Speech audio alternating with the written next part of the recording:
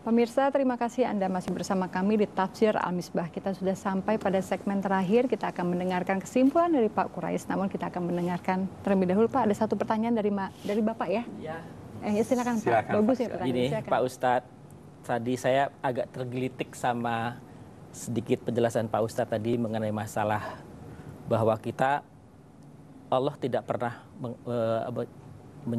mengatakan untuk kita memaksa kehendak keyakinan kita terhadap orang lain. Ya. Apakah itu juga berarti bahwa kita bersikap skeptis saja dan menerima pengajaran agama kita pada lingkungan kita sendiri tanpa perlu upaya untuk mensiarkan agama kita? Begitu Pak Ustaz. Tidak berarti seperti itu. Kita berkewajiban mengajak orang kepada kebaikan. Itu satu. Tetapi jangan paksa dia untuk mengikuti kebaikan itu. Saya minta Bapak ke rumah saya. Alhamdulillah Bapak datang. Saya siapkan teh. Tadi pernah ada yang saya paksa minum teh? Gak ada ya? Tapi saya siapkan tehnya. Nah, jadi berdakwah perlu. Nah, tapi yang kita harus ingat lagi, cara berdakwah itu bisa bermacam-macam.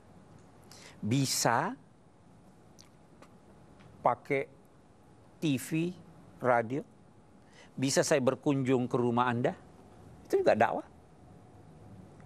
Bisa juga saya tidak berkunjung ke rumah orang, tetapi saya menampilkan sesuatu yang indah yang dia lihat. Itu juga dakwah, itu dakwah luar biasa. Itu bintang-bintang film tuh banyak berdakwah, tapi dakwahnya mengajak orang berpakaian seperti pakaian dia. Ya kan? Itu dakwah. Bikin baju muslim gitu. Misalnya bikin baju muslim, karena dia bisa diteladani. Jadi kita tidak harus bahwa skeptis, udahlah biarin dia sendiri. Enggak, kita tetap harus mengajak orang menuju kebaikan. Tetapi kita tidak paksa dia kamu harus begini. Mengajaknya itu bisa dengan lisan, bisa dengan tulisan, dan dengan keteladanan. Saya kira itu. Jadi agama ini agama dakwah. Harus kita dakwahkan. Tapi tidak harus kita pergi berkunjung ke rumah orang yang orangnya tidak mau kita datang. Ya kan? Tapi dakwah kita dengan cara lain. Dan boleh jadi keteladanan itu lebih indah dan lebih berkesan daripada ucapan. Saya kira begitu. Kita akan dengarkan kesimpulan. Kita dengarkan kesimpulan dari apa yang kita baca ini. Ayat 98.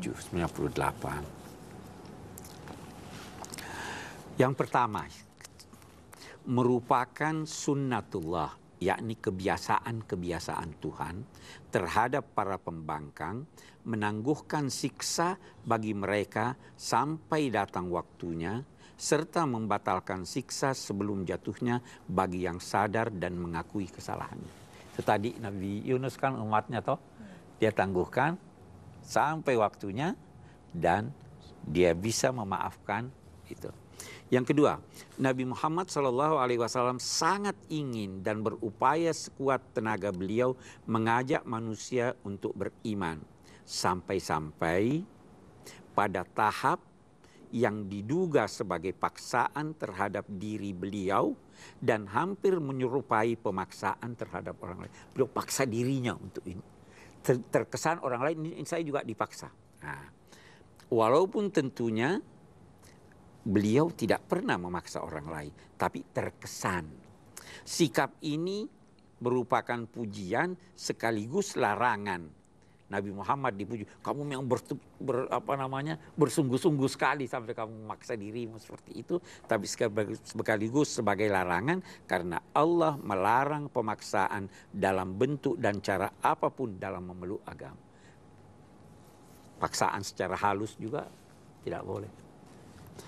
Yang ketiga, izin Allah antara lain adalah hukum-hukum sebab dan akibat yang diciptakannya.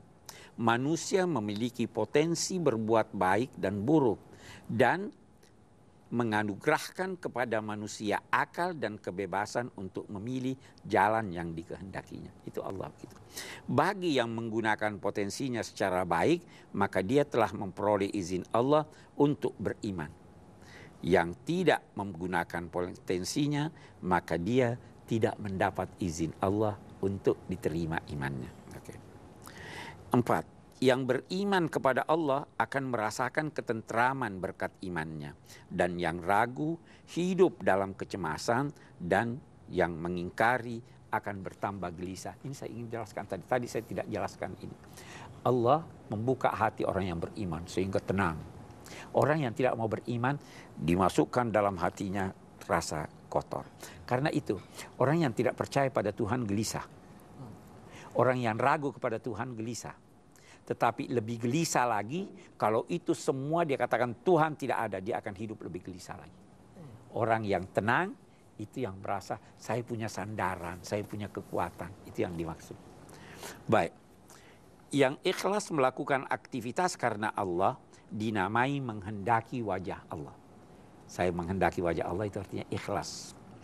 Dan yang datang menghadap kepadanya diharapkan datang dengan menghadapkan wajahnya, yakni seluruh totalitas jiwa dan raganya. Wajah itu seluruh totalitas jiwa dan ini karena siapa yang bermaksud memandang sesuatu dengan jelas, maka ia dituntut untuk menghadapkan wajahnya ke arah itu. Anda mau lihat sesuatu yang jelas, hadapkan wajah Anda. Mau lihat sana, itu sana, wajah Anda kemarin enggak. Hadapkan wajah Anda kepada Tuhan.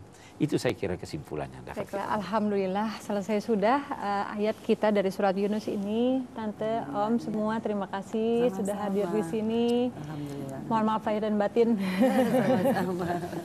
Pemirsa, dengan berakhirnya uraian Pak Quraisy dari ayat terakhir surat Yunus, berakhir pula pertemuan kita selama ini. Mudah-mudahan apa yang sudah disampaikan bisa membawa hikmah bagi kita semua. Saya, Pak Quraisy, dan seluruh kru yang bertugas mengucapkan minal aidin wal faizin, mohon maaf lahir dan batin. Wabillahi taufiq wal hidayah. Wassalamualaikum warahmatullahi wabarakatuh.